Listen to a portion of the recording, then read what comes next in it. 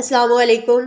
آج ہم کر رہے ہیں چھوٹے بھائی کے نام خط، اچھی صحبت اختیار کرنے کے لیے نصیحت۔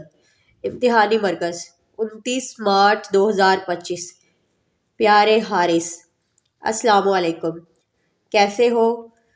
اللہ تمہاری حفاظت فرمائے اور تمہیں شاہراہ علم پر گامزن رکھے، ہمارے اور تمہارے مشترکہ خوابوں کی تعبیر عطا فرمائے، آمین۔ تمہارے اسکول کی طرف سے ارسال کردہ تمہاری ماہانہ تعلیمی کارکردگی کا ثبوت نامہ وصول ہوا، جس کو پڑھ کر بے حد پریشانی ہوئی اور معلوم ہوا کہ شاید تم اپنے مقصد حیات کو بھول گئے ہو۔ اس کے علاوہ دیگر ذرائع سے میرے علم میں یہ بات بھی آئی کہ تمہاری صحبت برے لڑکوں کے ساتھ ہے، تم نے سگریٹ نوشی شروع کر دی ہے۔ ان تمام امور کو مد نظر رکھتے ہوئے تمہیں خط تحریر کر رہا ہوں۔ بڑا بھائی ہونے کے ناطے تمہیں کچھ ضروری نصیحت کرنا چاہوں گا۔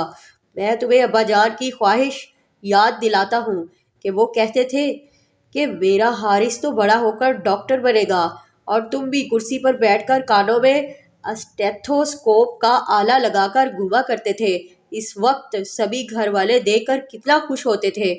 حارث، مقصد کے ساتھ زندگی پھول ہوتی ہے اور بلا مقصد زندگی کانٹے کی مانند ہوتی ہے۔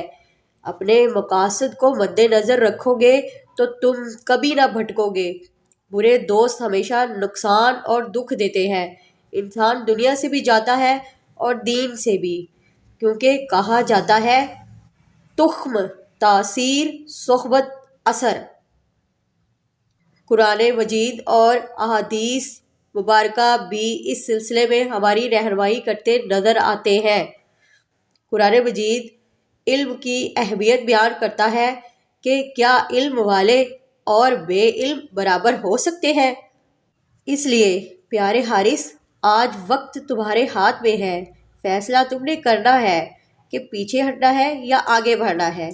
برے دوستوں کی دوستی کا انجام ہمیشہ نامرادی ہوتا ہے، اور علم دوستی والے ہمیشہ اپنی مراد پاتے ہیں۔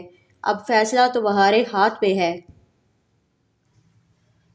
والسلام، آپ کا بھائی الف ب ج۔